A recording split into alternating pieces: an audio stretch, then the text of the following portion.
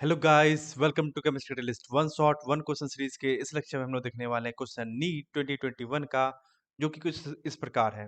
Question है हमारा, the following solution were prepared by dissolving 10 gram of glucose in 250 ml of water. यार question को ध्यान से देखिएगा, एक अच्छा कॉन्सेप्ट का क्वेश्चन है। ओके, 250 250 ml वाटर है H2O, इसमें डिजोल्व है कितना 10 gram glucose C6H12O6। Okay, again then after क्या है 10 gram of urea in 250 ml of water.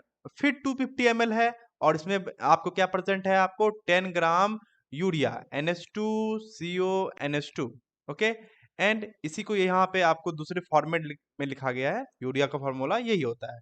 और 250 ग्राम ऑफ वाटर में ये भी रखा गया है, और इसे P1 इसका जो प्रेशर होगा, इसे P1 और इसका प्रेशर को P2 कंसीडर किया गया है। नेक्स्ट क्या है, 10 gram of sucrose C12H22O11 in 250 ml। फिर आपका वॉल्यूम क्या है 250 ही है, और आपका अब क्या है 10 ग्राम C12H22O11 ये प्रेजेंट है, और इसमें प्रेशर 3 रखा गया है of water P3। The right option for the decreasing order of osmotic pressure of the following solution। अब osmotic pressure हम लोग जानते हैं पाई इक्वल टू CRT, और ये इक्वेशन कहाँ से आता है, तो ये इक्वेशन आता है PV इक्वल टू NRT से। ओके, NRT से। अब यहाँ पे यही P जो है चेंज हो जाता है पाई में, और आप जानते हैं तो हम इसे लिख सकते हैं क्या, पाई भी इक्वल टू NRT। अब ध्यान दीजिएगा, इसे हम क्या ले सकते हैं, मोल को ले सकते हैं मास बाय मोलर मास, और भी को भी हम इस साइड ले आते हैं RT, और यहाँ भी इस साइड पाई इक्वल टू। अब जरा आप यहाँ देख सकते हैं कि इस तीनों के तीनों सॉल्यूशन में क्या है, मास कांस्टेंट है, मास ऑफ सॉल्यूट क्या है, कांस्टेंट है।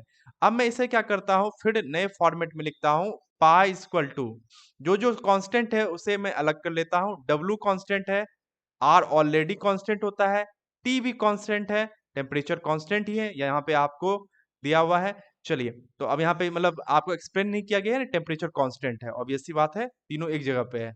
और नेक्स्ट आप दे सकते हैं वॉल्यूम 250 ml, वॉल्यूम भी कांस्टेंट है, तो बचा क्या, बच जाता है हमारा M। ओके, M जो है नीचे बच जाता है, M यानी कि मोलर मास। तो अब हमारा यहाँ से रिलेशनशिप क्या निकलता है, pi is inversely equal to molar mass. अब इन तीनों के मोलर मास को आप आसानी से कैलकुलेट कर सकते हैं। तो आपका यहाँ पे जिसका मोलर मास ज्यादा, उसका पाई क्या हो जाएगा, कम हो जाएगा, क्योंकि यहाँ उल्टा का रिलेशनशिप है। तो सबसे ज्यादा मोलर मास किसका होगा, इसका होगा।